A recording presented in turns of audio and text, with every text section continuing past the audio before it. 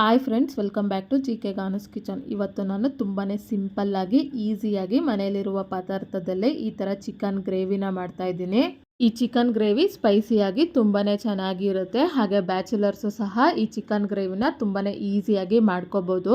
First time chicken ಗ್ರೇವಿನ ಮಾಡ್ಕೊಳ್ಳೋರ್ಗೂ ಸಹ ಈ chicken gravy ತುಂಬಾ ಪರ್ಫೆಕ್ಟಾಗಿ ಬರುತ್ತೆ. ಹಾಗಾದರೆ ಮೊದಲಿಗೆ ಈ ಚಿಕನ್ ಗ್ರೇವಿನ ಮಾಡೋದಕ್ಕೆ ಈ ಥರ ಒಂದು ಕಡಾಯಿನ ತೊಗೊಂಡು ಸ್ಟವ್ನ ಆನ್ ಮಾಡಿ 5ರಿಂದ 6 ಟೇಬಲ್ ಸ್ಪೂನ್ ಆಗೋಷ್ಟು ಎಣ್ಣೆನ ಸೇರಿಸ್ತಾ ಇದ್ದೀನಿ. ಎಣ್ಣೆ ಚೆನ್ನಾಗಿ ಕಾದ್ಮೇಲೆ ಈಗ ಇದಕ್ಕೆ ಒಂದು ಮೀಡಿಯಂ ಸೈಜ್ ಇರುವಂಥ ಈರುಳ್ಳಿನ ಸಣ್ಣದಾಗಿ ಕಟ್ ಮಾಡಿ ಅದನ್ನು ಸೇರಿಸ್ತಾ ಇದ್ದೀನಿ. ಹಾಗೆ ಒಂದು ಸ್ವಲ್ಪ ಕರಿಬೇವು, ಇದನ್ನೆಲ್ಲ ಸೇರಿಸಿ ಒಂದು ಸಾರಿ ಮಿಕ್ಸ್ ಮಾಡ್ಕೊತಾ ಇದ್ದೀನಿ. ಈ ಥರ ಮಿಕ್ಸ್ ಮಾಡ್ಕೊತಾ ಈರುಳ್ಳಿ ಎಲ್ಲ ಲೈಟ್ ಗೋಲ್ಡನ್ ಬ್ರೌನ್ ಬರೋ ತನಕ ಫ್ರೈ ಮಾಡ್ಕೋಬೇಕು. ಈರುಳ್ಳಿ ಎಲ್ಲ ಲೈಟ್ ಗೋಲ್ಡನ್ ಬ್ರೌನ್ ಬಂದು ಫ್ರೈ ಆಗ್ತಾ ಇರಲಿ. ಅಷ್ಟರಲ್ಲಿ ಇದಕ್ಕೆ ಮಸಾಲಾನ ರೆಡಿ ಮಾಡ್ಕೊಳ್ಳೋಣ. ಅದಕ್ಕೆ ಈ ಥರ ಒಂದು ಚಿಕ್ಕ ಜಾರ್ನ ತೊಗೊಂಡಿದ್ದೀನಿ. ಅದಕ್ಕೆ 10 ಪೀಸ್ ಆಗೋಷ್ಟು ಬೆಳ್ಳುಳ್ಳಿನ ಸಿಪ್ಪೆ ಬಿಡಿಸಿ ಅದನ್ನು ಸೇರಿಸ್ತಾ ಇದ್ದೀನಿ.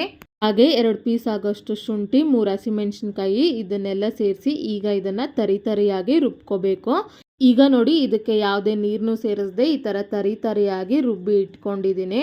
ಹಾಗೆ ಇವಾಗ ಈರುಳ್ಳಿ ಸಹ ಈ ಥರ ಲೈಟ್ ಗೋಲ್ಡನ್ ಬ್ರೌನ್ ಆಗಿ ಫ್ರೈ ಆಗಿದೆ. ಈ ಥರ ಫ್ರೈ ಮಾಡ್ಕೊಂಡಾದ್ಮೇಲೆ ಈಗ ಇದಕ್ಕೆ ನಾವು ರೆಡಿ ಮಾಡಿ ಇಟ್ಕೊಂಡಂತ ಬೆಳ್ಳುಳ್ಳಿ, ಶುಂಠಿ, ಹಸಿಮೆಣಸಿನ್ಕಾಯಿ ಪೇಸ್ಟ್ನ ಇದಕ್ಕೆ ಸೇರಿಸ್ತಾ ಇದ್ದೀನಿ. ಈ ಮಸಾಲಾನ ಸೇರಿಸಿ ಒಂದ್ಸಾರಿ ಮಿಕ್ಸ್ ಮಾಡ್ಕೊತಾ ಇದ್ದೀನಿ. ಈ ಥರ ಮಿಕ್ಸ್ ಮಾಡ್ಕೊತಾ ನಾವು ಹಾಕಿರುವಂಥ ಮಸಾಲ ಎಲ್ಲ ಹಸಿ ವಾಸನೆ ಹೋಗೋ ತನಕ ಫ್ರೈ ಮಾಡ್ಕೋಬೇಕು. ಈಗ ನೋಡಿ, ನಾವು ಹಾಕಿರುವಂಥ ಮಸಾಲೆ ಎಲ್ಲ ಹಸಿ ವಾಸನೆ ಹೋಗಿ ಈ ಥರ ಫ್ರೈ ಆಗಿದೆ. ಈ ಥರ ಫ್ರೈ ಮಾಡ್ಕೊಂಡು ಆದಮೇಲೆ ಈಗ ಇದಕ್ಕೆ ಒಂದು ಮೀಡಿಯಮ್ ಸೈಜ್ ಇರುವಂಥ ಟೊಮೊಟೊನ ಈ ಥರ ಸಣ್ಣದಾಗಿ ಕಟ್ ಮಾಡಿ ಇಟ್ಕೊಂಡಿದ್ದೀನಿ. ಅದನ್ನು ಸೇರಿಸ್ತಾ ಇದ್ದೀನಿ. ಈಗ ಇದನ್ನು ಒಂದ್ಸಾರಿ ಮಿಕ್ಸ್ ಮಾಡ್ಕೊತಾ ಇದ್ದೀನಿ. ಈ ಥರ ಮಿಕ್ಸ್ ಮಾಡ್ಕೊತಾ ಈ ಟೊಮೊಟೊ ಎಲ್ಲ ಹಸಿ ವಾಸನೆ ಹೋಗಿ ಸಾಫ್ಟ್ ಆಗೋ ತನಕ ಫ್ರೈ ಮಾಡ್ಕೋಬೇಕು.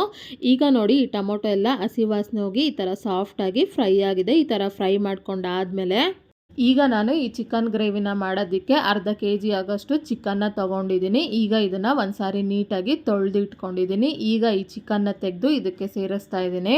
ಈ ಥರ ಚಿಕನ್ನ ಸೇರಿಸಿ ಆದಮೇಲೆ ಈಗ ಇದಕ್ಕೆ ರುಚಿಗೆ ತಕ್ಕಷ್ಟು ಕಲ್ಲುಪ್ಪನ್ನ ಸೇರಿಸ್ತಾ ಇದ್ದೀನಿ. ಹಾಗೆ 1/4 ಟೇಬಲ್ ಸ್ಪೂನ್ ಅಷ್ಟು ಅರಿಶಿನ ಪುಡಿನ ಸೇರಿಸಿ ಒಂದ್ಸಾರಿ ಇದನ್ನು ಮಿಕ್ಸ್ ಮಾಡ್ಕೊತಾ ಇದ್ದೀನಿ. ನೋಡಿ, ಈ ಥರ ಮಿಕ್ಸ್ ಮಾಡ್ಕೊಂಡಾದ್ಮೇಲೆ ಈಗ ಇದನ್ನು ಮುಚ್ಚಿಡ್ತಾ ಇದ್ದೀನಿ. ಈ ಚಿಕನ್ನ ಒಂದು 5 ನಿಮಿಷ ಚೆನ್ನಾಗಿ ಬೇಯಿಸ್ಕೋಬೇಕು. ಹಾಗೆ ಈ ಚಿಕನ್ನ ಬೇಯಿಸ್ಕೋಬೇಕಾದ್ರೆ ಮಧ್ಯದಲ್ಲಿ ಇದನ್ನು ಮಿಕ್ಸ್ ಮಾಡ್ಕೊತಾ ಬೇಯಿಸ್ಕೋಬೇಕು. ಈಗ 5 ನಿಮಿಷ ಆಗಿದೆ. ನೋಡಿ, ಈ ಚಿಕನ್ ಎಲ್ಲ ಈ ಥರ ಚೆನ್ನಾಗಿ ಬೆಂದು ನೀರು ಬಿಟ್ಕೊಂಡಿದೆ. ಒಂದು ಸಾರಿ ಇದನ್ನು ಮಿಕ್ಸ್ ಮಾಡ್ಕೊತಾ ಇದ್ದೀನಿ.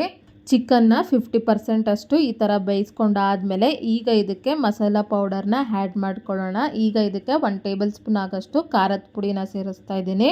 ಅರ್ಧ ಟೇಬಲ್ ಸ್ಪೂನ್ ಅಷ್ಟು ಧನಿಯಾ ಪುಡಿ, ಅರ್ಧ ಟೇಬಲ್ ಸ್ಪೂನ್ ಆಗೋಷ್ಟು ಗರಂ ಮಸಾಲ, ಹಾಗೆ ಅರ್ಧ ಟೇಬಲ್ ಸ್ಪೂನ್ ಆಗೋಷ್ಟು ಆಚಿ ಮಟನ್ ಮಸಾಲ, ಹಾಗೆ 1/4 ಟೇಬಲ್ ಸ್ಪೂನ್ ಆಗೋಷ್ಟು ಜೀರಿಗೆ ಪುಡಿನ ಸೇರಿಸಿ ಒಂದ್ಸಾರಿ ಇದನ್ನು ಮಿಕ್ಸ್ ಮಾಡ್ಕೊತಾ ಇದ್ದೀನಿ. ಈ ಥರ ಮಿಕ್ಸ್ ಮಾಡ್ಕೊತಾ ಇನ್ನೂ 1 ನಿಮಿಷ ಈ ಮಸಾಲ ಪೌಡ್ರನ್ನೆಲ್ಲ ಫ್ರೈ ಮಾಡ್ಕೋಬೇಕು.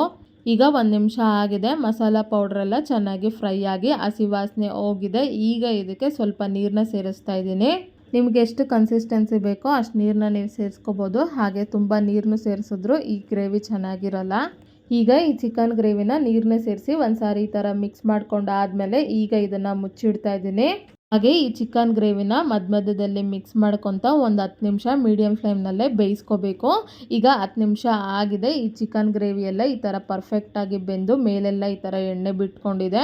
ಈಗ ಒಂದು ಸಾರಿ ಈ ಚಿಕನ್ ಗ್ರೇವಿನ ಈ ಥರ ಮಿಕ್ಸ್ ಮಾಡ್ಕೊತಾ ಇದ್ದೀನಿ. ಈ ಥರ ಮಿಕ್ಸ್ ಮಾಡ್ಕೊಂಡಾದ್ಮೇಲೆ ಈಗ ಇದಕ್ಕೆ ಕೊನೆಯದಾಗಿ ಅರ್ಧ ಟೇಬಲ್ ಸ್ಪೂನ್ ಅಷ್ಟು ಪೆಪ್ಪರ್ ಪೌಡ್ರನ್ನ ಸೇರಿಸ್ತಾ ಇದ್ದೀನಿ. ಹಾಗೆ 1 ಟೇಬಲ್ ಸ್ಪೂನ್ ಆಗೋಷ್ಟು ಸಣ್ಣದಾಗಿ ಕಟ್ ಮಾಡಿದಂಥ ಕೊತ್ತಂಬರಿ ಸೊಪ್ಪನ್ನ ಸೇರಿಸಿ ಒಂದ್ಸಾರಿ ಮಿಕ್ಸ್ ಮಾಡ್ಕೊತಾ ಇದ್ದೀನಿ. ಈ ಥರ ಮಿಕ್ಸ್ ಮಾಡ್ಕೊತಾ ಉರಿನ ಲೋ ಫ್ಲೇಮ್ನಲ್ಲಿ ಇಟ್ಕೊಂಡು ಇನ್ನೂ 1 ನಿಮಿಷ ಈ ಚಿಕನ್ ಗ್ರೇವಿನ ಬೇಯಿಸ್ಕೋಬೇಕು. ಈಗ 1 ನಿಮಿಷ ಆಗಿದೆ. ಸ್ಟವ್ನ ಆಫ್ ಮಾಡ್ಕೊತಾ ಇದ್ದೀನಿ. ನೋಡಿ, ತುಂಬಾನೇ ಪರ್ಫೆಕ್ಟ್ ಆಗಿ ಚಿಕನ್ ಗ್ರೇವಿ ಈ ಥರ ರೆಡಿ ಆಗಿದೆ. ಈಗ ಇದನ್ನು ಈ ಥರ ಸರ್ವಿಂಗ್ ಬೌಲ್ಗೆ ತಗೊತಾ ಇದ್ದೀನಿ. ಹಾಗೆ ಈ ಚಿಕನ್ ಗ್ರೇವಿ ಅನ್ನದ ಜೊತೆಗೆ, ಮುದ್ದೆ ಜೊತೆಗೆ, ಚಪಾತಿ, ಪೂರಿ, ದೋಸೆ ಜೊತೆಗೂ ತುಂಬಾ ಚೆನ್ನಾಗಿರುತ್ತೆ. ಹಾಗೆ ನೋಡಿದ್ರಲ್ಲ ಎಷ್ಟು ಸಿಂಪಲ್ಲಾಗಿ ಈಸಿಯಾಗಿ ಮನೇಲಿರುವ ಪದಾರ್ಥದಲ್ಲೇ ಸ್ಪೈಸಿಯಾಗಿ ಚಿಕನ್ ಗ್ರೇವಿನ ಹೇಗೆ ಮಾಡ್ಬೋದು ಅಂತ. ಬಿಗಿನರ್ಸು ಕೂಡ ಈ ಚಿಕನ್ ಗ್ರೇವಿನ ತುಂಬಾನೇ ಈಸಿಯಾಗಿ ಮಾಡ್ಕೋಬೋದು. ಹಾಗೆ ಈ ರೆಸಿಪಿನ ನೀವು ಒಂದ್ಸರಿ ಟ್ರೈ ಮಾಡಿ ನಿಮ್ಗೆ ಹೇಗೆ ಬಂತು ಅಂತ ನನಗೆ ಕಮೆಂಟ್ ಬಾಕ್ಸ್ನಲ್ಲಿ ತಿಳಿಸಿ. ಹಾಗೆ ನಿಮ್ಗೆ ಯಾವುದೇ ರೆಸಿಪಿ ಬೇಕಾಗಿದ್ರೂ ಕಮೆಂಟ್ ಬಾಕ್ಸ್ನಲ್ಲಿ ಕಮೆಂಟ್ ಮಾಡಿ.